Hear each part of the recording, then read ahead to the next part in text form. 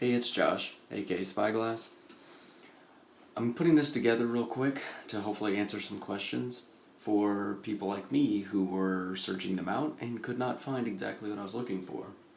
And that is using the presonus Faderport 8 with Reaper and the functionality of it. So there are a few DAWs you can choose from when you boot it up into the settings mode. Reaper is not one of them. However, Logic is, and it gives you most of the functionality. Your transport controls, I forgot what this section's called, all of these typically work. So you can do a few things with Reaper's customizable actions, and for someone who wouldn't even use the full functionality of this, if I had, say, PreSonus Studio One, which this is, like, of course, perfect for. What I need out of this is great, and I upgraded from the single Faderport, and it's definitely been an improvement. So, first things first, when you boot it up, select Logic as your DAW. Then you're going to want to mess with some actions. But just to show you how it is, you can see I'm in channel mode, so all the faders will correspond. And you can't see the screen probably very well on the camera, but it has what each track is labeled. You could see guitar, pad, felt, drums. It actually says that on here. I can select each one individually. So if I wanted to, like, write automation with volume, which is something I'm doing now as opposed to manually with the mouse, then you just go to write mode. And you can see it changes it yellow, so it's ready to write. So if I start moving this, there's your volume envelope. So now, if I hit play, you can see it adjusts with it. And then I hit stop. And if I want to get out of that, just go back to trim mode. And if I'm done, I can deselect. ARM, of course, works. Now, I don't believe there should be a way to clear all these. So there's like an ARM all. You can see that functionality doesn't seem to exist. However, I never need to ARM all of my tracks. I don't know what purpose you would be, certainly not for recording. So that's something you lose, for example. But transport controls work, this works, most of this works. So with the customizable actions, just for example, actually let me show you. As you can see, when you save, this will all change. And so that actually works, which is shift and latch. So if you watch the words change after I hit it, boom, so that saved. Things like undo and redo. So if I do that now, you can see it's undoing all those record arms I just did. Again, if you go to master mode, this controls your master volume. You can zoom, make your tracks bigger. Or you can go to scroll. You can do markers. There you go. And I even made a customizable action. So if I hit shift and marker, it gets rid of the closest one. So if I want to get rid of that other marker, I hit previous, it'll jump to it, and then shift marker deletes it. So that's a customizable action. So let's go ahead and bring that up actually. So if I want to find a shortcut, let's hit shift marker.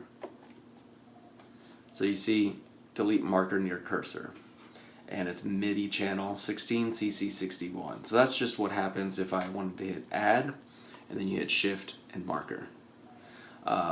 Save, as you saw, I didn't even need to do. Another one I did, for example, is if you just hit right, it's going to write automation. But if we go to find shortcut, what I have is shift right, render project to disk. So that makes sense, right? You want to write it down to a WAV file, is how I think about it. So when I'm ready to render, we can X out of that, and I can hit shift right, and now render pops up. So we can get out of that. And it's playing right now. I don't know what I hit, but we can hit stop, and it stops. Same thing with playing.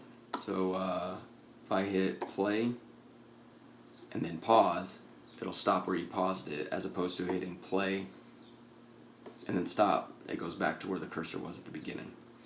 That marker just popped up, so I'll go hit marker, shift and delete, go back, shift and delete. You can also do things like, say if I had this track selected, I have it so if I hit VI virtual instrument, it popped up on my other screen, but the virtual instruments pop up. So I'll do it again. There it is. So with customizable actions, you can really get pretty good functionality out of this. Of course, I have a bunch of blank tracks for this, but I can hit bank, and you see I have 11, so there's 8 and now the 3 on the next bank. So then I go back, and it goes back to the volume of the first 8. So it gets you pretty much everything you really need. Like I said, you do lose some functionality. Another one is clearing the solo. So if I solo these and hit solo clear, you can see it's only doing the selected track essentially. And the same thing with mute. If I mute a bunch, if I hit mute clear, it's only going on the last touched track. So what I did, because they're red and yellow, well, I just went with these red and yellows here. So to get rid of all solos, shift and the yellow, unsolos. To get rid of the mutes, which are red, shift and the red, and it's gone. Click also works, so if I hit play, there's no click. I'm sorry, let's actually record.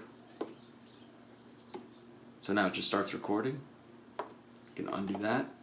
If I hit click, it'll lead me in with a click because that's the setting I have. And now I can play something.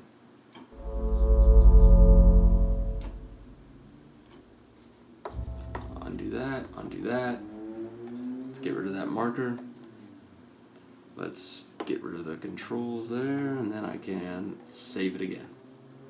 So I have a few other things probably. The loop function works. You can set these. You can see it says user 1, 2, and 3. Those are user defined. So that's how I added that on there. You can see shift and these keys does F1s. So really you can go to your action list and select what F1 through F8 do. And that's how I got these functions that I just used right here for the marker, the clearing of the the mute and the solo. So it's actually really customizable in Reaper. You just lose a little bit of functionality, but for all these very basic things, it's doing what I need to do. So if you have any other questions, just let me know below. Thanks.